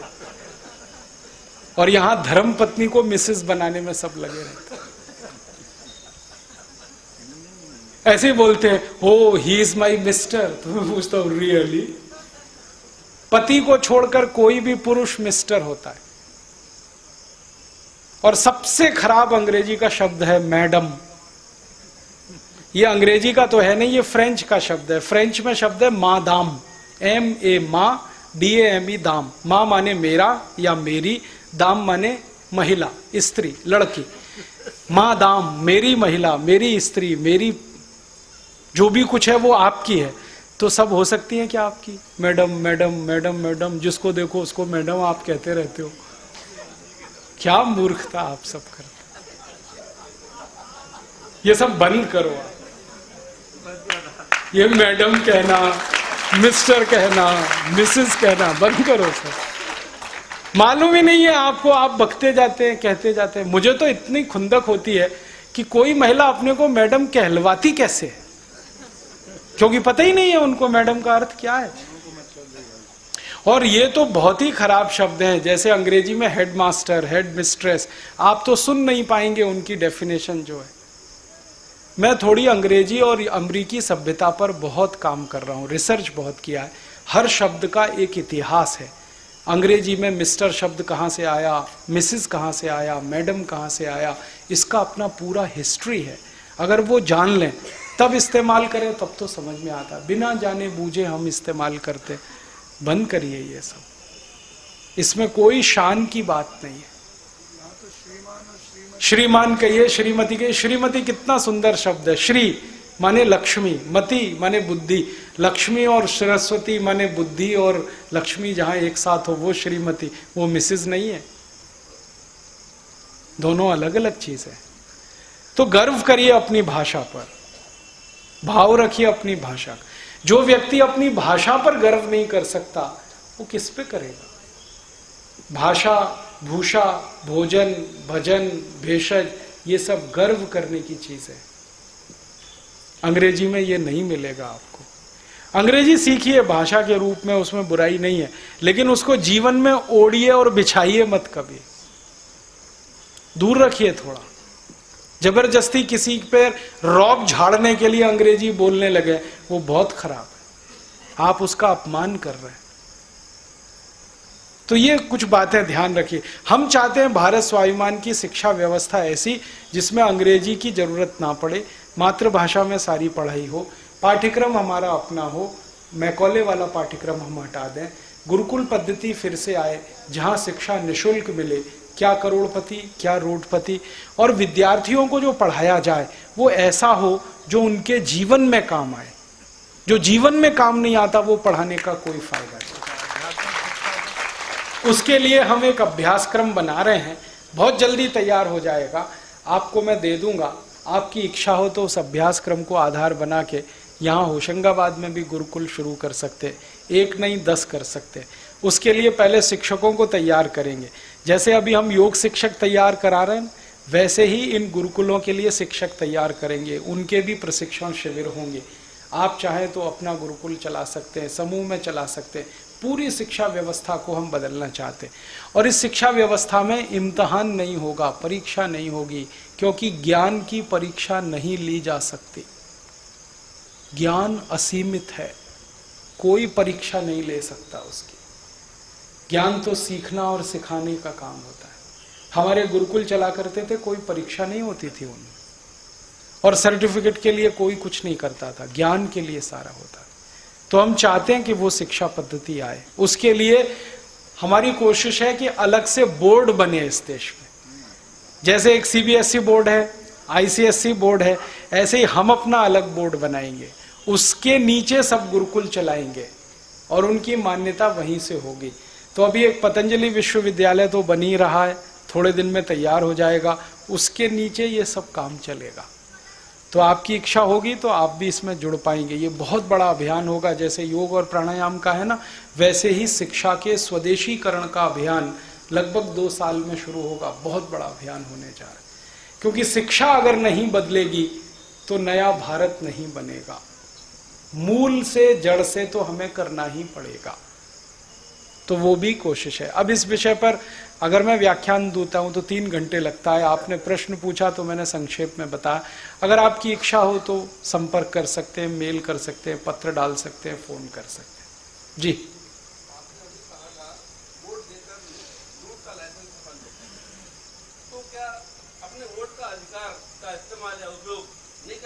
नहीं, जरूर करें, बस ये चेतना के साथ करें, ध्यान के साथ करें कि हमारा वोट कितना कीमती है। आपका एक वोट किसी को 6,14,000 करोड़ रुपए लूटने का लाइसेंस दे देता है। इसको ध्यान रखें। हम हमारे वोट का इस्तेमाल करते हुए ये ध्यान नहीं रखते। हम चुपचाप जाते हैं और बिना किसी कदर के दे के चले आते हैं। सोचते नहीं, विचारते नहीं कि जिस व्यक्ति को हमने दिया है वो इस लायक है भी या नहीं भी। चूंकि हम ये विचार नहीं करते, इसलिए गुंडे, बदमाश, चोर, उचक्के, लुच्चे, लफंगे, मवाली जीत के पार्लियामेंट में पहुंच जाते हैं। बड़े बड़े हिस्ट्री शीटर पार्लियामेंट में पहुंचे हुए, जिनके ऊपर बलात्कार के मुकदमे चल रहे हैं, मर्डर के केस चल रहे हैं, वो पार्लियामेंट में पहुंचे हुए। ये हमारी बेकदरी का नतीजा है। तो हम ध्यान रखें वोट देते समय कि ये कितना कीमती है। मेरा ये कहने का मतलब है, आप वोट जरूर करें, बिना वोट करे नहीं रहें, लेकिन जिसको वोट दे रहे हैं वो आपके वोट का पात्र है या नहीं, इसको जरूर ध्यान में रखें। उसका चरित्र कैसा है, चाल चलन कैसा है, देशभक्ति कितनी है, राष्ट्रभक्ति कितनी है, किस लिए वो जा रहा है संसद और विधानसभा में, ये सब चीजें आपकी ध्यान में होनी चाहिए। उनको देखकर वोट करें। और मैं आपसे स्पष्ट कहना चाहता हूं खुल के, पार्टी को कभी भी वोट ना करें, प्रत्याशी को वोट करें। हमारे यहां क्या होता है ना, पार्टी एक साथ टिकट बांट देती है चोर उचक्के लुच्चे लफंगे गुंडों को, और एक पार्टी ने गुंडों को दिया, दूसरी उससे बड़े गुंडे को देती है, क्योंकि गुंडा ही गुंडे को टक्कर दे सकता है। ये उनके तर्क हैं, कुतर्क है। हाँ, व्यक्ति को वोट दें। हाँ, तो तीसरा अपना खड़ा करें। अगर आपके यहां ऐसी मजबूरी आ जाए कि 2 गुंडे हैं बड़े बड़े, तो तीसरा अपना प्रत्याशी खड़ा करें। ये मेरा कहना। जो चरित्रवान है, जो आपके वोट की कदर कर सकता है, जो देश और समाज के लिए काम कर सकता है, उसको आप खड़ा करें और जिता के विधानसभा या लोकसभा में पहुंचाएं। पार्टियों के खड़े किए हुओं को हराएं, ध्वस्त करें उनको, क्योंकि पार्टियां कई बार इतने घमंड और गुरूर में होती हैं, वो क्या सोचते हैं हमने खड़ा कर दिया, जीतने ही वाला है। अभी इनका ये घमंड तो तोड़ ही देना है कि तुमने खड़ा किया हुआ हमेशा जीतेगा, गारंटी नहीं है। लोगों ने खड़ा किया हुआ भी जीत सकता है।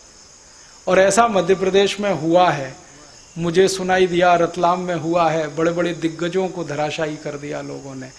तो अगर ये एक जगह हो सकता है तो सब जगह होना चाहिए।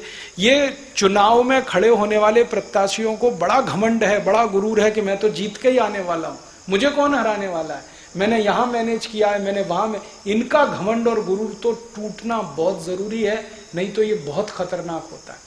यही घमंड और गुरूर पूरे देश को इमरजेंसी तक लेके चला जाता है, जिसमें सारे अधिकार लोगों के खत्म करने पड़ते हैं। यही घमंड हो गया था श्रीमती गांधी को कि मेरी सत्ता को कौन चुनौती दे सकता, मैं तो सर्वे सर्वा इस देश की। और वो काले दिन उन्होंने दिखाए इस देश को, जो भगवान न करे दोबारा देखने पड़े। इसी देश की जनता ने उनका घमंड तोड़ा था, गुरूर तोड़ा था। जो गांधी, श्रीमती गांधी हारती नहीं थी कहीं से चुनाव, उनको पानी पिला दिया था, उनकी जमानत जब्त हो गई थी इस देश में, आपको मालूम है। तो इस देश की जनता में उतनी चेतना और उतना विश्वास हमेशा रहना चाहिए कि कोई सिर चढ़ के ना बैठ जाए। वो आपका प्रतिनिधि है, मालिक नहीं है, वो आपका सेवक है, नौकर है, वो मास्टर नहीं है इस देश का। उसको उसकी जगह दिखा के रखो। हमने इनको बहुत ज्यादा सिर चढ़ा लिया है, अपने जनप्रतिनिधियों को। हर बड़े छोटे काम में हम लेके पहुंच जाते हैं, आओ नेताजी, हमारा ये उद्घाटन, हमारा वो। क्या दिमाग खराब कर रखा है आपने। वो इस काम के लिए थोड़ी है जो आपका उद्घाटन करते फिरें, वो कानून बनाने के लिए भेजे गए हैं विधायिका में, लोकसभा में, वही काम करने देना चाहिए। हरी झंडी हिला रहे हैं जैसे कोई गार्ड खड़ा हो गया, ट्रेन का उद्घाटन, इसका उद्घाटन, कहीं मृत्यु देने वाला जो शमशान है वहां भी उद्घाटन करने पहुंच जाते हैं, नल का उद्घाटन, माने मजाक बना दिया पूरी लोकसभा, पूरी विधानसभा को। हर छोटे बड़े काम में होटल का उद्घाटन करने पहुंच गए किसी कहीं। ऐसी स्थिति हमने बना रखी है। क्यों दिमाग खराब किया? हमारे पास क्या विद्वानों की कमी हो गई है जो उद्घाटन करने को हमें नहीं मिलते, या हमारे पास अच्छे लोगों की कोई कमी हो गई है? अपने जीवन में थोड़े परिवर्तन लाइए, इनको इनकी जगह रहने दीजिए। देखिए, पॉलिटिक्स बहुत जरूरी है, लेकिन कितनी जरूरी है, एक मेरा सूत्र है, इस पर आप हंसिए मत, चिंतन करिए, विचार करिए। हमारा पूरा घर होता है ना, उसमें एक टॉयलेट होता है, एक टॉयलेट के बराबर पूरी पॉलिटिक्स है, बस। वो पूरा घर नहीं है। टॉयलेट में जाते हैं क्योंकि बिना जाए काम नहीं चलता, उतना ही है पॉलिटिक्स, इससे ज्यादा नहीं है। हमने इसको पूरा घर बना दिया है।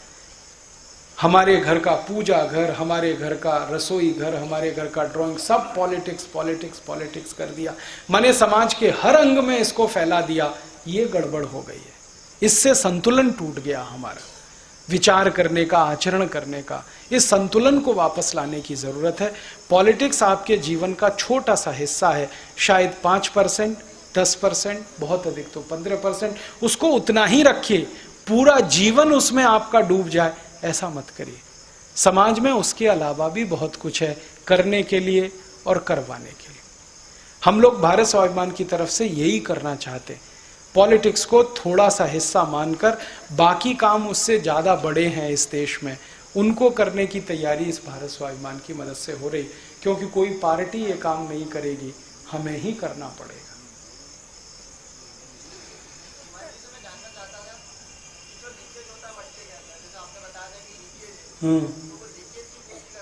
हाँ।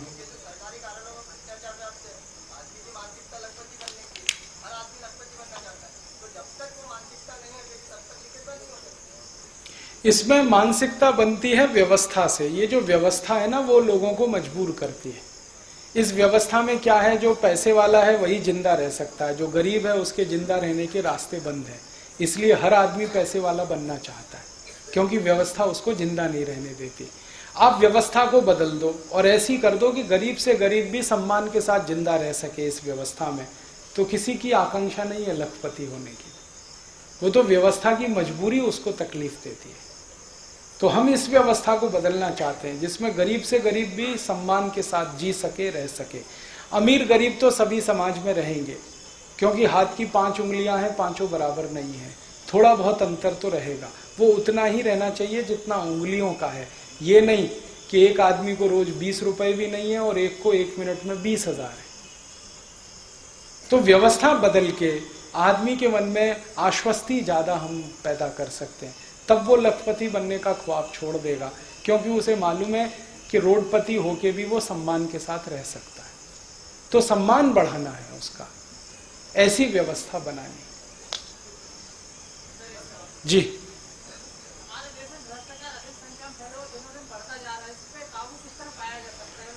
2-3 छोटे काम हैं। एक तो ये काला धन खत्म कर दीजिए, भ्रष्टाचार खत्म हो जाएगा इनकम टैक्स की मदद से। दूसरा काम ये कर दीजिए कि जो भ्रष्टाचार करने वाले हैं उनको फांसी और मृत्यु दंड की सजा, कानून बना के। जैसे आपने कानून बनाया ना, बलात्कारी आदमी है उसको 14 साल की जेल, या बलात्कार करने के बाद मर्डर कर दिया तो फांसी। ऐसे ही आप बना दो कि आपने सरकारी पद पे रहते हुए भ्रष्टाचार किया, जैसे चीन में है, वहां फांसी की सजा है, 1 ही मिनट लगता, गोली मार देते हैं। चीन में सरकारी पद पर रहते हुए आपने रिश्वत खाई और आप पकड़े गए तो भगवान भी नहीं बचा सकता, 3 दिन नहीं लगते उनको, तीसरे दिन तो गोली मार देते हैं। हाँ, ये भी सही है कि करप्शन है, लेकिन उनका करप्शन और हमारे करप्शन में जमीन आसमान का अंतर है। उनका करप्शन वैसा ही है जैसे अमेरिका में, ऊपर के लेवल पर, टॉप में। हमारे यहाँ जैसे ये तहसीलदार के पास जाओ, अपनी जमीन के कागज निकलवाओ तो कहेगा 50 रुपए दे दो, 100 रुपए दे दो। बाबू के पास जाओ, क्लर्क के पास कहेगा 1 चाय प्याला पिला दो, 2 चाय पिला दो। ये नीचे के स्तर पर छोटी छोटी, ये चीन में नहीं। वहां आदमी बहुत आराम से जिंदा रहता है। चीन में क्या है, ऊपर के लेवल पे करप्शन है, लेकिन पकड़ गए तो सजा इतनी कठोर है कि रूह कांप जाती है। चीन में और इसी तरह का है, मिलावट आपने की, पकड़े गए तो कोई बचा नहीं सकता फांसी से। अभी चीन में मिलावटी दूध पकड़ा गया, केस आ गया, 3 महीने में फैसला हो गया। एक साथ 543 लोगों को फांसी पे चढ़ा दिया चीन की सरकार ने, मिलावटी दूध पकड़ा, एक साथ, बिना मुरब्बत के। अब हमारे यहाँ मिलावटी काम करने वाले सालों साल जिंदा रहते हैं, कोई उनको फर्क ही नहीं पड़ता, क्योंकि कानून ऐसे।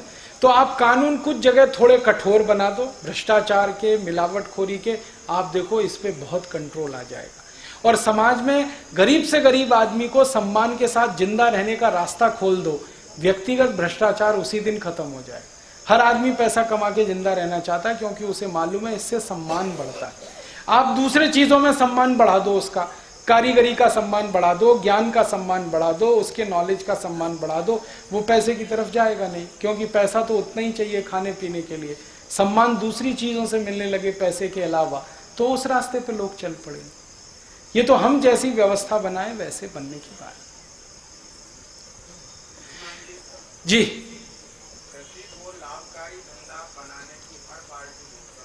जी,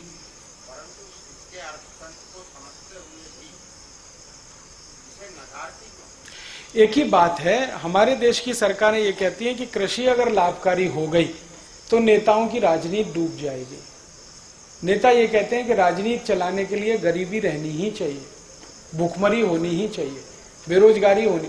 मैं आपको बिना किसी लाग लपेट के कहता हूं, एक भूतपूर्व प्रधानमंत्री थे जो अब जीवित नहीं है, उनका नाम था चंद्रशेखर।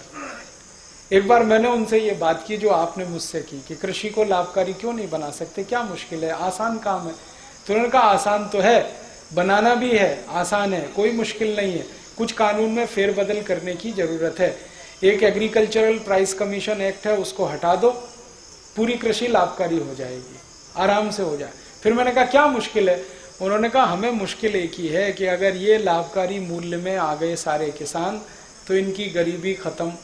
ये गरीब नहीं रहेंगे तो हमको नहीं पूछेंगे, हमारी राजनीति नहीं चलेगी, हमको माला कौन डालेगा, हमारी जय जयकार कौन करेगा, हमारी जिंदाबाद कौन करेगा, ये तो नहीं करेंगे, क्योंकि ये तो हमारे जैसे हो जाएंगे फिर। इसलिए हम चाहते हैं कि ये गरीब के गरीब ही रहें, इसलिए हम नहीं चाहते कि इनको लाभकारी मूल्य मिले। तो मैंने कहा ये आप कह रहे हैं? उन्होंने कहा ये मैं नहीं कह रहा हूं, सभी प्रधानमंत्री यही कहते हैं, बस अंतर इतना है कि मैं खुल के कह रहा हूं, बाकी पर्दे के पीछे कहते हैं। तो कोई सरकार नहीं चाहती कि गरीबी, भुखमरी, बेकारी खत्म हो, क्योंकि उससे उनका आधार ही खत्म होता है। उनका तो इमोशनल ब्लैकमेलिंग है ना, गरीबी, भुखमरी, बेकारी, वो खत्म नहीं होने देना चाहते, इसलिए वो इसी व्यवस्था को चलाना चाहते। अब आपके ऊपर है कि आप इसको ताकत लगा के खत्म कर दें तो व्यवस्था आपके हिसाब से चलेगी। ये हमारे लिए है मुख्य बात समझनी, बहुत आसान है, कृषि लाभकारी हो सकती है। आप सिर्फ इतना कर दो कि जैसे उद्योगपति अपने कोई भी उत्पाद का भाव तय करता है, वैसे किसान अपने हर उत्पाद का भाव खुद तय करेगा, बस बात खत्म हो गई। उसको जो लगता है गेहूं बेचेगा उस भाव में, उसको जो लगता है चावल बेचेगा उस भाव में। अगर जूता बनाने वाला मोची अपने जूते का भाव तय कर सकता है तो गेहूं पैदा करने वाला किसान क्यों नहीं कर सकता अपने गेहूं का भाव तय? अपने हिसाब से तय कर लेगा, जिसको खरीदना खरीदे, नहीं खरीदना ना खरीदे। जैसे जूता होता है, चप्पल होता है, टूथपेस्ट होता है, टूथब्रश होता है, इनके भाव सरकार तय करती है क्या? वो अपने भाव खुद तय करते हैं। किसान को भी छोड़ दो, अपने भाव तय कर लेगा, तो उसमें सब चीजें जोड़ेगा वो, है जी। हाँ, तो आप ये जो क्रेता का किस्सा है ये विक्रेता का कर दो। जैसे पूरी इकोनॉमी में विक्रेता भाव फिक्स करता है, ऐसे ही किसान की इकोनॉमी में विक्रेता फिक्स करेगा। इतना ही करना है, पूरी कृषि लाभकारी हो जाएगी। आपकी 99% आपकी सभी बातों से मैं सहमत हूँ और जीवन में भी उतारा। एक ही चीज, दूध थोड़ा सा बदले तो उससे आपका दूध का हमारा नैतिक अधिकार कैसे है पीने का? हाँ, बहुत अच्छा सवाल है इनका, बहुत बढ़िया, बहुत बढ़िया सवाल है। इस सवाल को मैं थोड़ा और अच्छे से कहता हूँ, इन्होंने नहीं कह पाया, मैं कहता हूँ। इनका ये कहना है और इस देश में कुछ लोगों का ये कहना है, विशेष रूप से मेनका गांधी जैसे लोगों का ये कहना है कि दूध तो जानवरों के बच्चों के लिए है। जैसे माँ का दूध अपने बच्चे के लिए है, वैसे ही जानवरों का दूध अपने बच्चे के लिए है, ये उनका कहना है। मैंने इसमें थोड़ा काम किया, थोड़ा जानने की कोशिश की कि हमारे देश में गाय होती है, बैल होती है, भैंस होती है, तो हमारे देश में ऐसी भी गाय हैं जो 60 लीटर, 70 लीटर, 80 लीटर दूध देती हैं। थरपारकर, साहिवाल, कांकरेज, अमृत महल, राठी कुछ ज़्यादा दूध देने वाली गाय हैं। अब बछड़े का दूध जो होता है, जो वो रोज पी सकता है, वो उसके वजन का 1/10वां हिस्सा होता है। ये विज्ञान का नियम बता रहा हूँ आपको। कोई भी बछड़ा या बछड़ी, उसका जो कुल वजन है उसका 1/10 हिस्सा ही वो दूध पी सकता है। मान लो बछड़े का वजन है 10 किलो, कल्पना करो, जब वो पैदा होता है 15 किलो, कल्पना करो, तो वो एक दिन में 1.5 लीटर ही दूध पी सकता है। ज्यादा पिलाओगे दस्त हो जाएंगे, उसको टट्टियां हो जाएंगे। अब सुनो, अब वो 1.5-2 लीटर तो पी सकता है, अब उसकी मां को दूध उतरता है 15 लीटर, तो आप क्या करेंगे? आप ये करेंगे, या तो बछड़े को ज्यादा पिलाएंगे तो वो बीमार होकर मर जाएगा, या बछड़े को दूध 1.5-2 लीटर ही पिलाएंगे, बाकी दूध मां को उसके थनों में ही छोड़ देंगे तो मां मर जाएगी। क्योंकि दूध जो है ना वो प्रोटीन है, और जब वो सूखेगा तो वही ट्यूमर में कन्वर्ट होगा और कैंसर होगा और वो गाय मर जाएगी। आपको मालूम है, जिस गाय का दूध नहीं निकाल पाते उसको इतनी वेदना होती है, इतनी पीड़ा होती है, चिल्लाना शुरू कर देती है वो। कई बार क्या होता है ना, माँ जैसे वैसे ही गाय, कोई माँ है ना, जन्म देते ही उसका बच्चा मर गया तो अंदाज़ा लगा लो उस माँ को कितनी तकलीफ होती है, उसका दूध नहीं निकलता। वैसे ही गाय का बच्चा मर गया, अब दूध तो बच्चे के लिए है, वो तो मर गया, आप तो निकालोगे नहीं क्योंकि आप नैतिक मानते हो, अनैतिक मानते हो, तो मर जाएगी। इसलिए हमारे शास्त्रों में कहा गया कि बछड़े और बछिया के लिए वजन के अनुपात के हिसाब से दूध छोड़िए। तो हमारे किसान अक्सर ये करते रहे कि 1 थन का दूध बछड़े और बछड़ी के लिए, 3 थन का दूध अपने लिए। तो ये बैलेंस की व्यवस्था है, पूरा दूध निकलता भी रहे, माँ भी जिंदा रहे, बछड़े भी जिंदा रहे, बछिया भी जिंदा रहे। अब क्या हुआ, इस देश में कुछ लोगों ने कहना शुरू किया दूध बच्चे का अधिकार है, आप पी रहे हो तो आप अनैतिकता कर रहे हैं। तो अब फैल गया, दूध पीना बंद कर दो। क्या पियोगे? आपके पास कैल्शियम का दूसरा स्रोत क्या है? दूध के अलावा हिंदुस्तानियों के पास कैल्शियम का दूसरा स्रोत क्या है? दूध है, दही है, मक्खन है, मट्ठा है, घी है, ये कैल्शियम का सबसे बड़ा भंडार है। इसके अलावा है क्या आपके पास? दालों में प्रोटीन है, गेहूं में, चावल में कार्बोहाइड्रेट्स, वसा और दूसरी चीजें हैं। कैल्शियम नहीं मिलेगा, हड्डी बनेगी नहीं, हड्डी बनेगी नहीं, शरीर चलेगा नहीं। कैल्शियम का एक ही भंडार है, दूध और दूध की बनी हुई चीजें। इसलिए भारतीय भोजन व्यवस्था में दूध सबसे महत्वपूर्ण स्थान पर है, और बच्चों के लिए तो सबसे बड़ा भोजन यही है, क्योंकि बढ़ते हुए बच्चे को कैल्शियम सबसे ज्यादा चाहिए। अमेरिका और यूरोप में दूध की जरूरत नहीं है। क्यों? क्योंकि उनके कैल्शियम की पूर्ति के लिए उनके पास दूसरी कई चीजें हैं। वो बीफ ईटर है, मांस खाते हैं, गाय का मांस खाते हैं। गाय के दूध में कैल्शियम है, गाय के शरीर में कैल्शियम है, उसके मांस में बहुत कैल्शियम है, तो गाय का मांस खा के कैल्शियम की पूर्ति कर लेते हैं। सुअर का मांस खा के और ज्यादा कैल्शियम की पूर्ति हो जाती है। पोर्क ईटर हैं, बीफ ईटर हैं, मटन खाते हैं, ये सब खाते हैं, वो पूर्ति कर लेते हैं। हम शाकाहारी हैं, हमारे पास तो एक ही चीज है दूध, और दूसरी कोई चीज नहीं है। इसलिए भारतीय व्यवस्था में तो दूध की सबसे बड़ी जरूरत है। आप नहीं पिएंगे, जानवर मर जाएंगे, दूध नहीं निकालेंगे तो उनका। इसलिए दूध तो निकाल। भैंस में भी सामान्य रूप से 10-12 लीटर दूध होता है। एक दिन में उसके बछड़े को 1.5-2 लीटर की ही जरूरत है, इससे ज्यादा जरूरत है नहीं। बाकी तो निकाल के आपके लिए ही है। अभी मैं चलते चलते आपको मेरा पता दे देता हूं, कभी भी आपके मन में सवाल आए तो आप पूछ सकते हैं। पतंजलि योगपीठ हरिद्वार, राजीव दीक्षित, पतंजलि योगपीठ हरिद्वार, आप मुझे पत्र लिख सकते हैं। मेरा ईमेल एड्रेस चाहें तो वो लिख सकते हैं, क्योंकि आजकल मेल करना बहुत सस्ता है, आसान है। RAJIV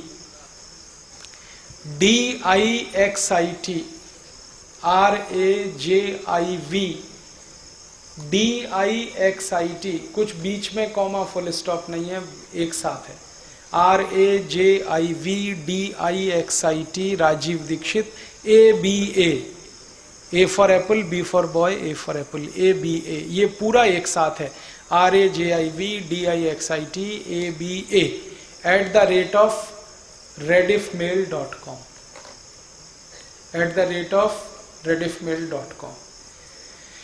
मेरा फोन नंबर चाहे तो लिख सकते हैं 9837342711।